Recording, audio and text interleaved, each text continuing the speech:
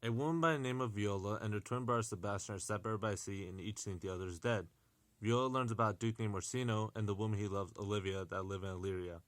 She feels compelled to know more about them, but the only way she'd be able to was to dress as a man and take the name of Cesario and work under the duke. The duke assigns Cesario to tell Olivia how much he loves her and sends him as a messenger. However, Olivia begins to fall in love with Cesario. Sebastian is safe on a ship with a captain named Antonio who views him very highly. Before this scene, Maria, Olivia's maid, Sir Toby Belch, Olivia's uncle, Festus and Fabian, Olivia's servant, and Sir Andrew Agcheek, Sir Toby's friend, pull a prank on Malvolio, another one of Olivia's servants, making him believe Olivia has the hots for him. But this prank makes Olivia think that he has lost his mind and throws him into a dungeon. In the dungeon, he requests paper and pencil to try and explain to Olivia what has happened. Let me see his letter. Master, can you do me a favor? Anything. Don't ask me to see this letter. That's like giving me something and asking for it back.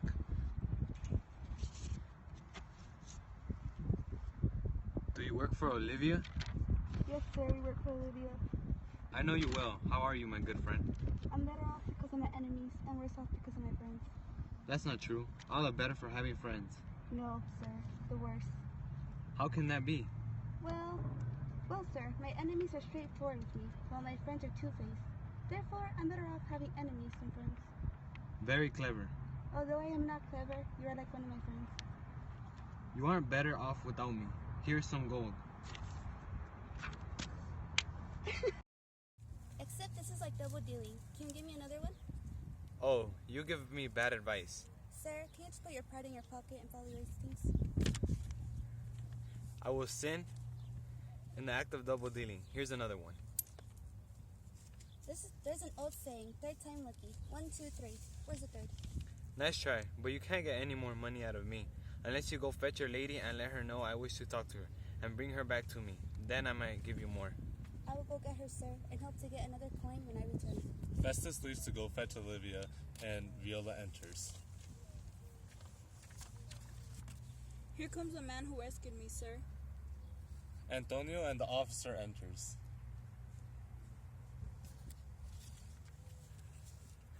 I remember him. The last time I remember seeing him he was with the captain of an important ship. However, what has he done now?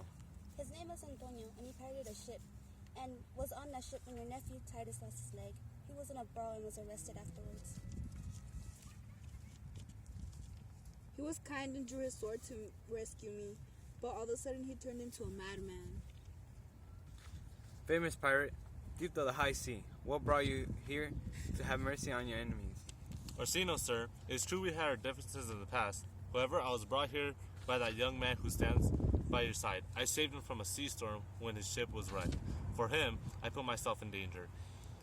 The brawl was to defend him. He denied our friendship when I was arrested because he didn't want to share the danger with me.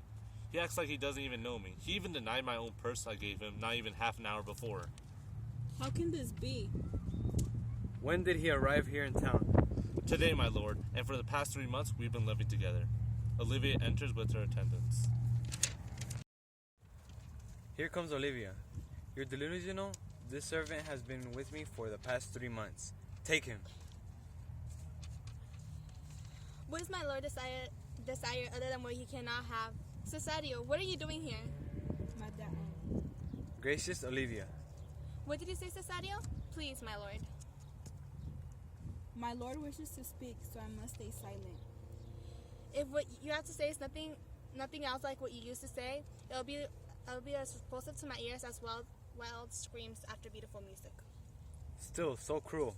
Still so consistent, lord. You cruel lady, you have broken my soul. What shall I do? Whatever my lord wishes to do, that will suit him well. Since you keep denying the love I feel for you, and since I know Cesario has taken your heart from me, knowing I love you, I'm going to take him away. I'm doing this, even though he's there to me, because I know you love him. I'm going to kill this boy that I care a lot about for a woman with a heart of a stone. I will die 1,000 deaths if it gives you peace of mind. Where's Cesario going? If this love I feel for him is a sin, then the gods above me punish me for it. How am I hated? How have I been misled? Who misled you? Did you forget? Should I call the Holy Father here? Come. Cesario, my husband, stay. Yes, husband, can he deny it? Her husband. No, my lord. You coward, your fear is the reason for your lies, but go some and take possession of your good fortune. The priest enters. Welcome, Father. With your purity and honesty, describe what happened between me and my husband. Yes, I pronounce them husband and wife. This was only about 2 hours ago. You bitch. Be sure we never cross paths again in the future. My lord, I swear. Oh, don't swear. Be a man. Sir Andrew Agcheek enters. For the love of God, a surgeon, send one to Sir Toby now. What's wrong? He split my skull and gave Sir Toby a cut on his head too. Help us. I would do anything just to be home. Who has done this? Cesario. We thought he was a coward, but he's the devil himself. My man, Cesario. By God, here he is. You broke my head for nothing. What I did, Sir Toby made me do. What? I didn't hurt you. You drew your sword on me for no reason. If a bloody head is a hurt, you have hurt me. I guess you think a bloody head is nothing. Here comes Toby limping. He'll have something to say. Sir Toby enters, drunk and supported by Festa. Well now, gentlemen, how are you? I'm hurt. Claude, did you see the surgeon? Sir Toby's been drunk since an hour ago. I hate disrespectful drunk people. Take him away. Who has done this to them? I'll help you, Sir Toby. We can heal together. What? You help a fool, an idiot, a thin-faced knave? Get him to bed and see that his injuries are treated.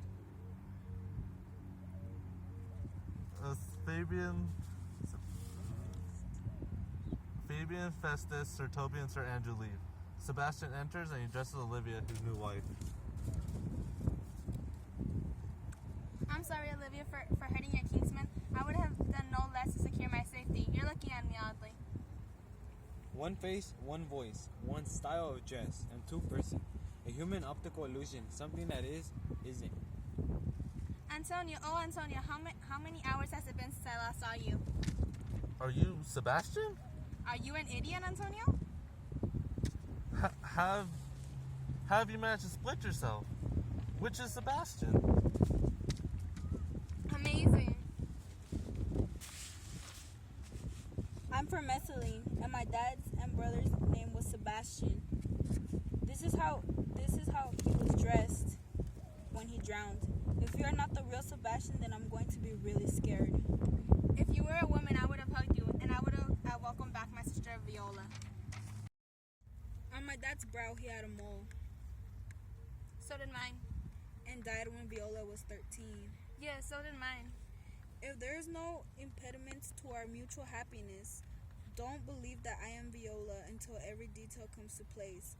However, to confirm I am, I will take you to a captain of this town where all my own clothes are at. It was through his kindness that I was saved, and ever since I spent my time devoted to this lady and lord. You would have been married to a woman, not a man, so marry me, avoiding that. If all this is true, then we've both been fooled. He told me many times you'd never love a woman as much as you love me. Everything I swear on and will swear on again are as faithful and honorable as the sun's task to change night into day. Give me your hand, and let's see you in a dress. The captain that brought me here has my dresses, and he is under arrest. He will be set free. Fetch Marvelio. Oh, I just remembered. They say he's mentally disturbed. Festus returns with a letter, followed by Fabian.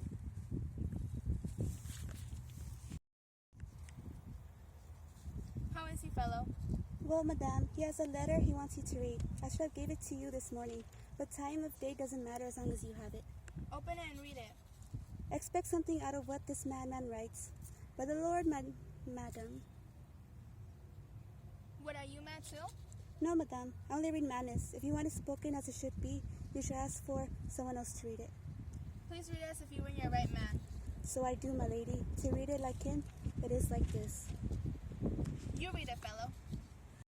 By the Lord, madam, you have done me wrong, and all the world know of it. Though you have cast me into a dark room and put me in charge of your drunken cousin, I am as sane as your ladyship. I have your own letter which told me what to do what I did, which got me in trouble. You can think of what you like about me. I should be more polite, but I speak from sense of sadness. The manly youth Malvolio. Did he write this? Yes, madame. This doesn't sound like madness. Set him free, Fabian, and bring him here. Fabian goes. My lord, I hope you accept me as your sister-in-law rather than a wife. When you think about it, if you agree the wedding will be the same day, here at my house under my expenses.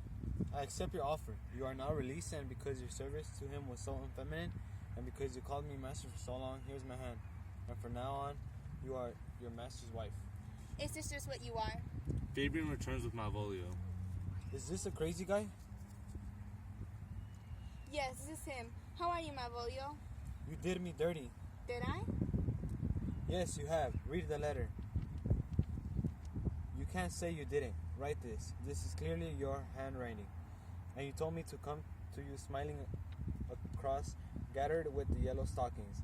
And I did what you said, and you put me in the dungeon. Why? Malvolio, this isn't my handwriting, though it's very similar. This is Maria's handwriting. Well, now that I think about it, she's the one that told me that you were crazy. Then you came in acting like you were told in this letter. The joke was played very cleverly, but once we find out who did this and their cost, you shall be the one to judge. Well, miss, I'll just say it.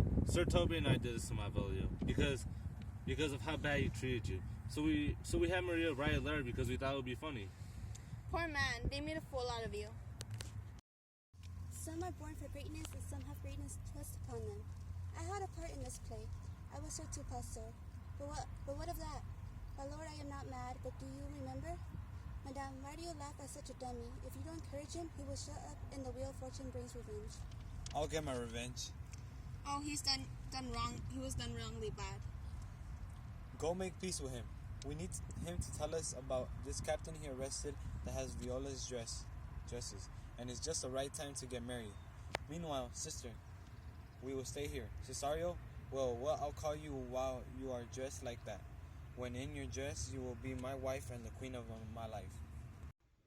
When I was just a little tiny boy with hey-ho, the wind and rain, my foolishness was just a toy for the rain. It raineth every day. But when I came to man's estate, with hey-ho, the wind and rain, against rouge and thieves men shut their gate, for the rain, it raineth every day. But when I came, alas, to wed, with hey-ho, the wind and the rain, my boasting didn't keep us fed, for the rain, it raineth every day. So when I came to go to bed, with hey-ho, the wind and the rain, with drunkards I would lay my head, for the rain, it raineth every day. A long time ago the world we began, with hey-ho, the wind and rain, but what of that? Our play is done, and we'll strive to please you every day.